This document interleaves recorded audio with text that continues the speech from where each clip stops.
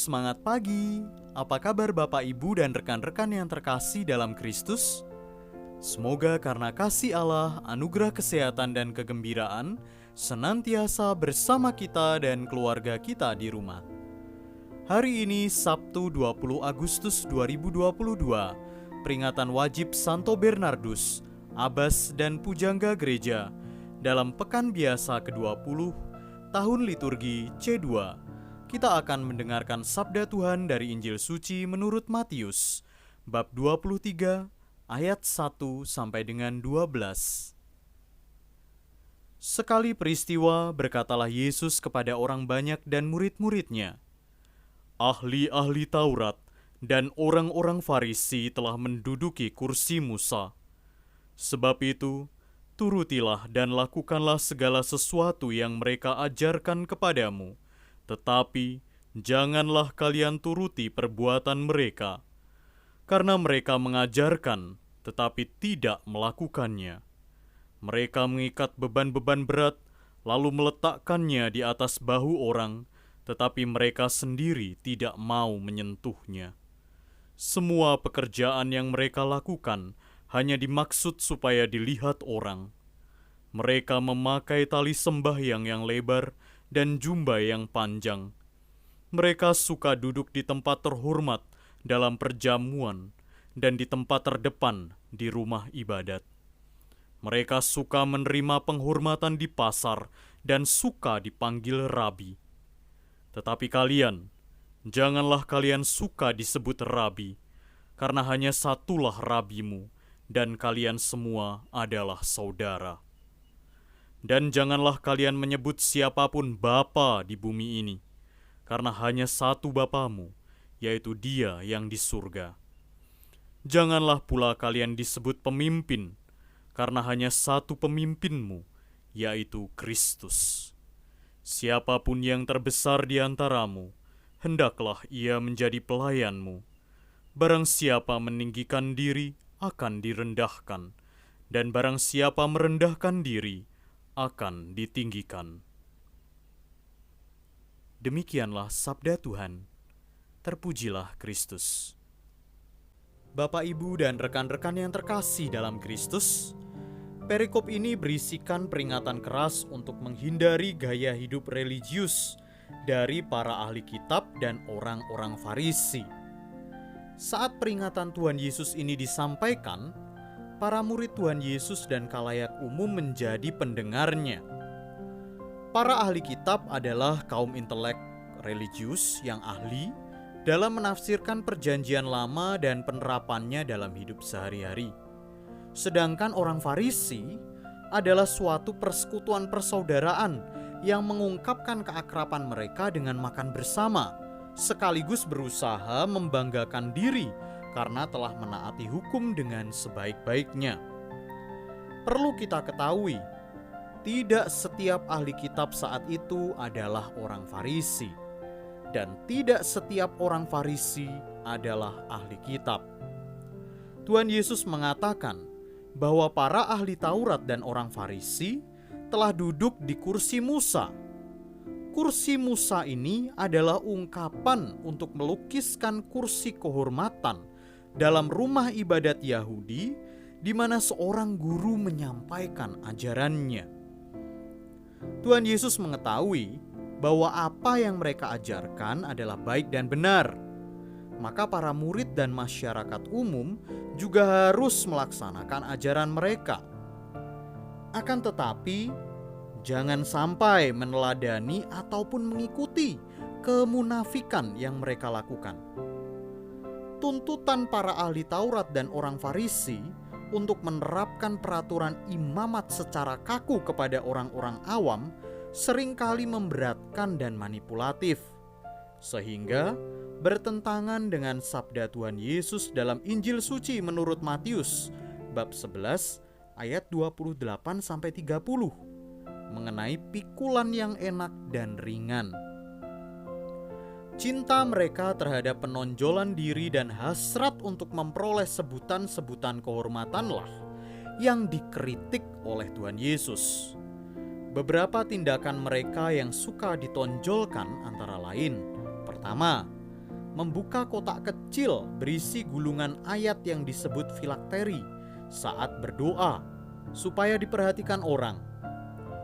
Kemudian yang kedua, memperpanjang jumbai-jumbai yang disambungkan pada 4 sudut jubah mereka, demi menunjukkan pada orang-orang yang melihat bahwa mereka sungguh orang benar, sesuai perintah Allah dalam kitab Bilangan bab 15 ayat 38-39 ataupun kitab Ulangan bab 22 ayat 12. Lalu yang ketiga, mereka memperebutkan tempat terhormat dan status sosial yang tinggi dalam komunitas religius dan sosial pada masyarakat saat itu. Dan yang keempat, para ahli Taurat dan orang Farisi ini mencari sebutan kehormatan seperti rabi, bapa, dan guru. Penonjolan religius diri seperti ini ditolak oleh Tuhan Yesus dan dilarang diikuti para murid serta pengikutnya. Bentuk kepemimpinan ideal dalam ajaran Tuhan Yesus adalah sebagai pelayan kepada jemaat Allah dan disposisi batin yang rendah hati. Bapak, Ibu, dan rekan-rekan yang terkasih, hidup sebagai pengikut Tuhan sesungguhnya hidup dengan kata dan tindakan yang senantiasa selaras dengan kehendak Allah. Ketika yang dikatakan selalu baik dan kudus, tetapi yang dilakukan selalu buruk dan jahat, orang itu sesungguhnya tidak pantas menjadi pengikut Tuhan.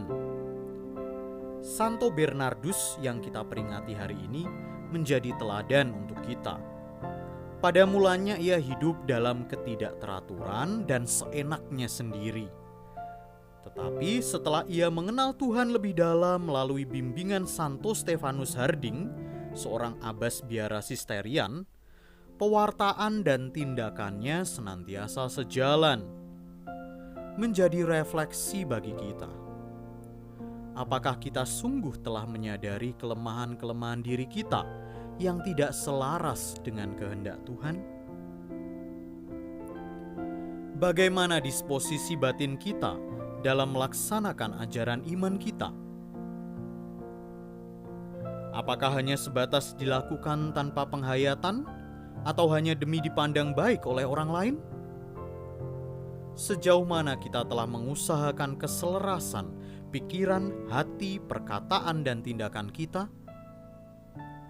Semoga Tuhan Yesus senantiasa mencurahkan Roh Kudus yang membimbing kita hidup sesuai dengan kehendak Allah. Berkat Tuhan senantiasa menyertai kita dan keluarga kita. Bapak, Ibu, dan rekan-rekan yang terkasih dalam Kristus, marilah kita bersatu dalam doa. Terpujilah Engkau ya Tuhan kami selama-lamanya. Engkau sungguh mulia. Engkaulah Raja kami. Semoga kami senantiasa hidup di dalam kasih-Mu, dan semoga kami pun dapat mengasihi sesama kami dimanapun tanpa memandang muka. Berkatilah niat dan usaha kami, agar kami dapat sungguh-sungguh melaksanakannya, tidak hanya berhenti pada bibir kami saja. Amin. Bapak, Ibu, dan rekan-rekan yang terkasih dalam Kristus, marilah kita mengenal lebih dekat Santo Bernardus, abbas dan pujangga gereja yang hari ini kita peringati bersama. Bernardus dari Clairvaux, yaitu Lembah Hening, lahir pada tahun 1090 dekat Dijon, Prancis.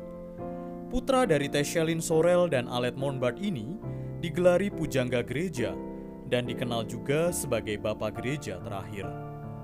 Sepeninggal ibunya, Bernardus menjalani satu gaya hidup tidak beraturan selama beberapa tahun.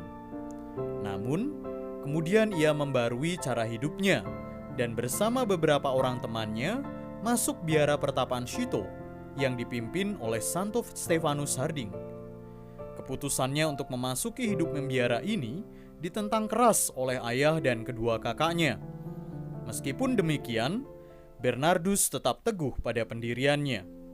Kepada ayah serta saudara-saudara dan iparnya, Ia menjelaskan hasrat hatinya dengan segala alasan yang mendorong dia mengambil keputusan itu. Penjelasannya ini berhasil meyakinkan ayah dan saudara-saudaranya dan beberapa orang temannya, hingga mereka pun ikut bersamanya memasuki biara pertapaan itu. Di bawah bimbingan Abbas Santo Stefanus, Bernardus mempelajari kitab suci dan giat menulis banyak buku. Kemahirannya dalam bahasa Latin sangat membantu dia dalam menerangkan dengan jitu makna sabda Allah bagi hidup manusia. Karena kepandaian dan kesalehan hidupnya, ia ditugaskan mendirikan sebuah biara pertapaan baru. Bersama 12 orang rekannya sebiara, Bernardus berangkat ke sebuah lembah yang disebut Clairvaux. Di sana ia mendirikan pertapaan yang lazim disebut pertapaan Clairvaux. Di bawah kepemimpinannya, biara ini berkembang pesat dan sangat masyhur di seluruh Eropa. Ada sekitar 70 buah biara baru didirikan selama masa hidupnya.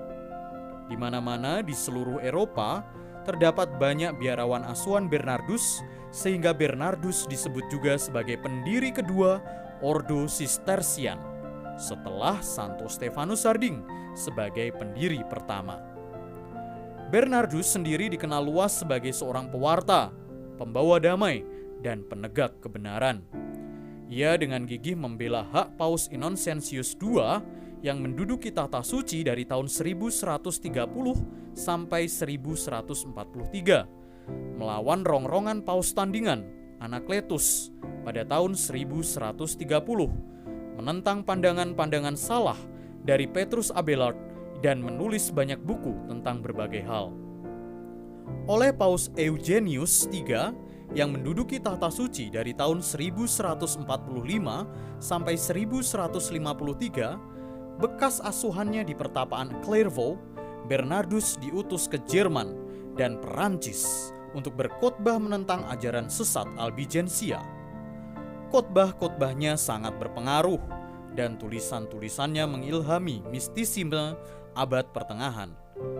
Ia meninggal dunia pada tahun 1153, lalu ia dinyatakan kudus pada tahun 1174 dan diakui sebagai pujangga gereja, bahkan Bapa Gereja terakhir pada tahun 1830.